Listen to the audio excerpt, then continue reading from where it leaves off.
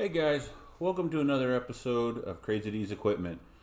Today we're going to have a little discussion about the history of the American farm tractor and the developments that it went through to bring it to the tractor that we know today. So why don't you sit down, pour yourself a cup of coffee, and this morning let's have a little discussion.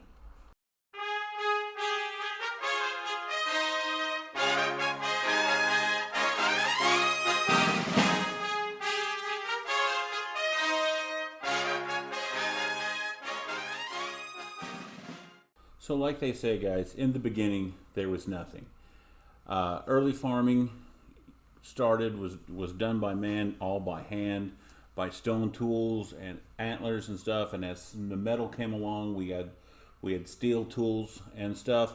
But in the early 1800s, and farming was all done with horsepower, with some form of burst, some form of animal of burden, and steam. And steam wasn't like every farm had a steam traction engine. Some guy in the neighborhood or in the area would own a steam traction engine, and he would be hired out to do custom work for you, maybe plowing, always thrashing, at the end of the year doing the harvest. But tractors as we know it, they got their beginning in 1892. John Flolick, and I hope I'm saying that last name right, put a stationary engine on a frame, and with a gearbox that he created himself or of his own design, made the first gas tractor as we know tractors today. Now, the interesting thing about John is the next year he founded the Waterloo Boy Company, and the Waterloo Boy Company in March 5th of 1918 was bought out by John Deere, which started John Deere building tractors steadily. Now, John Deere had attempted to do a little bit of tractors before they bought out the Waterloo Boy Company, but that's when they really started doing. They started producing the Waterloo Boy tractors, and I honestly, and this is just kind of my opinion, but if John Deere didn't buy out the Waterloo Boy Company and got into building those tractors and stuff, I really think that we would have found that John Deere would have been one of the many companies that have come and had gone. So that's kind of a little interesting side note there. But really, at that point in time in history, in the early teens and 900s and et cetera, tractors were either one of two things. They were either great, big, humongous plow horses, or they were motor cultivators. Nothing really like what we know. I mean, there were some companies building some smaller tractors, but they weren't what we think of today as of a tractor. I mean, they were very, very primitive. I mean, OSHA today would never approve these designs. Come along about 1917, Ford got started into mass producing tractors. It came out with the Fordson tractor, and it was the first mass produced tractor. And you know how Ford is. Ford was all about mass production, and they started mass producing the Ford, and it was a cheap tractor. I think it was like $500, which at the time, would be like $2,500 to $3,000 a day, when most tractors at that period of time were like $8,000 to $9,000 to $2,000. So I mean, and that was a huge pile of cash back then. So by having the Ford, a lot of farms bought up a Fordson, and the Fordsons, they were a good tractor, but they were a good plow horse. They did a lot of the heavy tillage work that a smaller farm needed, so they were the right size for that. And then come along a year later, International had introduced the 816 International, and it was the first tractor to have a power takeoff, or PTO, like we know today on that tractor. So that's one more step we're getting into seeing the tractor turn into what we know today. Now, years kind of go by there for a little bit, And then, 1924 rolls around, and the International Harvester Company introduces the Farmall Regular. And the Farmall Regular changed the game. For the first time in history, that you could use a tractor to go out in the field and cultivate. You could use the same tractor for cultivating as you did for plowing, as you did for disking, as you did for et cetera, et cetera, et cetera, always down, all the way down the line. And it didn't take much long after that for other companies to jump in and start doing the same thing. You get the John Deere GP, general purpose tractor, and et cetera, et cetera. So before that, tractors were able to be used for the heavy tillage, but you couldn't get in there and cultivate it. And this is a time before spraying and stuff. So all that work had to be done with horses or done by hand. So that again, that lightens up the labor on the farm. Now you can send a guy out and he could cultivate the field on the tractor, which was quicker and easier and more cost effective than it was before. And you could use that exact same tractor to plow, and that's et cetera on down the line. So that was a huge move forwards in tractor technology. Now, a few years later, you come up to 1935. Now, Caterpillar had already introduced a diesel engine crawler tractor, but the very first diesel wheel tractor in the United States was a WD-40 International tractor, and it was a beast of a machine. It was quite large. Now, it didn't really catch on. I mean, they sold quite a few of them. I was reading an article where a lot of those WD-40s actually ended up going into the construction companies and stuff like that. Farmers didn't really take on. And yeah, I understand at the time, diesel fuel for some rural communities was kind of hard to get their hands on. The gas and the kerosene tractors, that was a much easier fuel source to get their hands on for the machinery that they had. So diesel didn't quite take on yet in the United States, but that's a huge step forwards again to getting to being a tractor that we know today. Now, in 1932, another huge development happened in farm history, and it comes to the tractor. Allis-Chalmers started to offer pneumatic tires or air rubber tires on the back of their tractor.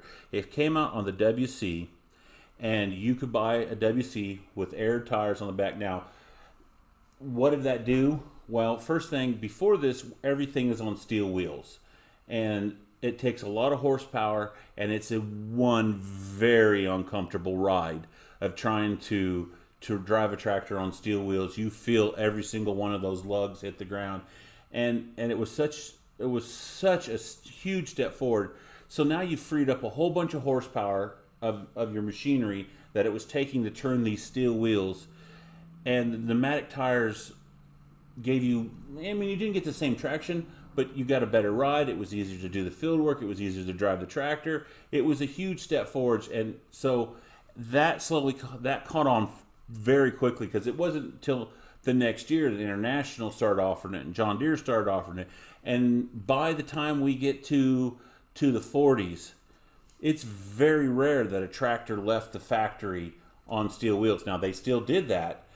You don't see the total elimination of steel wheel tractors until about the 50s, but otherwise, by the 40s, it was more common to have a tractor with rubber tires than it was a tractor with steel wheels, if you do not count the war years, because everything was so tight during World War II that the very few tractors that were being built during World War II, a lot of the companies just went ahead and sent it out with steel, because the rubber to get to build to do that was very difficult to get their hands on, but you could get it,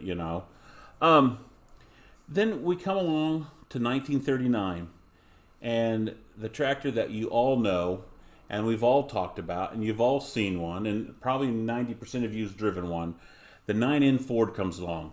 Henry Ford introduces the 9N Ford with the 3-point hitch, and man, did that change things there too. Again, with the 3-point hitch, It's an easier to operate. It's easy to operate. It's safer because with the 3-point hitch, when you hit a rock, the way that 3-point hitches, it puts the downforce on the front wheels instead of pulling on the tractor. And with a tractor on a hitch, with a hitch plow or something, that force when you hit a rock pulls on that drawbar, which pushes down on that drawbar, which brings up the front end. So that was one of the perks to it, but it was easy to operate, easy to lift and lower equipment. Oh my God, it was a huge step forward, and it's that 3-point design on that 1939 9N Ford is the same 3.9 that you will find on your brand new Mahindra tractor today. That's saying a lot when you get it right kind of the first time. Then 1946 comes along, and in 1946, Cockshut introduced the Model 60 tractor, and it was the first tractor to have live PTO. Now, with live PTO or live hydraulic, which usually they're combined on the same tractor, live PTO means when you step on that clutch, the PTO will continue turning. And if you're doing something like baling, or I even had situations where running a manure spreader or something like that, that's PTO driven, that is a huge step forwards. And you know what? You find that on every piece of modern equipment today. And the last and the final piece of technology that came out that's helped us step up to where it'll be, brings us to what we know today as a modern tractor. In 1962, Minneapolis Moline, without the front wheel assist, it's an M5, but with the front wheel assist, it's an M502. You have the first factory offered front wheel assist tractor. And now if you go to a Kubota lot, or you go to a Mahindra lot, or you go to the John Deere lot, every single tractor on that lot today will be a front wheel assist tractor. That was such a, I mean, you get so much more traction and stuff out of your tractors, and it's a huge development. And I've only run 2 tractors that's had front wheel assist, and you definitely know the difference when it comes to pulling that way. But those are the things over the years that led us up to the tractors that we know today. And without these advancements, farming would have never advanced to where we are today. These, due to the tractor, and mainly due to the tractor and the equipment that we have on the farm today, we are able to produce more food than we have ever been able to in history. We can feed more people. We can take care of the world hunger problem better than we've ever been able to before. Now, besides the problems that we have in the world with distribution of the food, but that's for a whole nother subject, or a whole nother discussion, I mean. But those are the things that it took, the technology that it took to come up with the tractor that you know and I know today as a modern tractor. I mean, yes, there's been added of GPS and et cetera, but you really, and cabs and air and radios and da-da-da, but the base of the tractor, the core of the tractor is the same as that tractor was in 1962, even as far back as 1940s. So, but anyways, guys, that kind of gives you a little history of the American farm tractor, or the developments that the tractor went through to get to where it is today. I'd like to thank you guys for coming in and watching another episode of Crazy D's Equipment. These are some of the Saturday videos. These are all question and answer videos.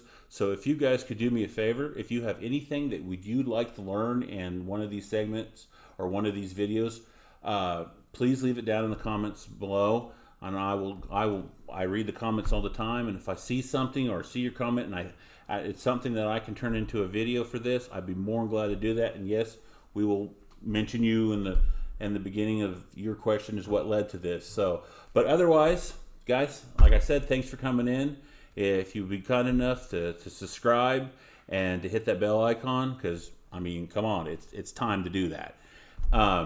And also, if you want to follow us on social media, if you go over to Facebook, you'll find Crazy D's Equipment Facebook page. You'll also find Omega Ag Sales Facebook page, and like those if you just want to look at tractor pictures or see what new find I have found. I post all those pictures as soon as they come along up on Instagram. So otherwise, guys, thank you for coming in, and I appreciate you watching.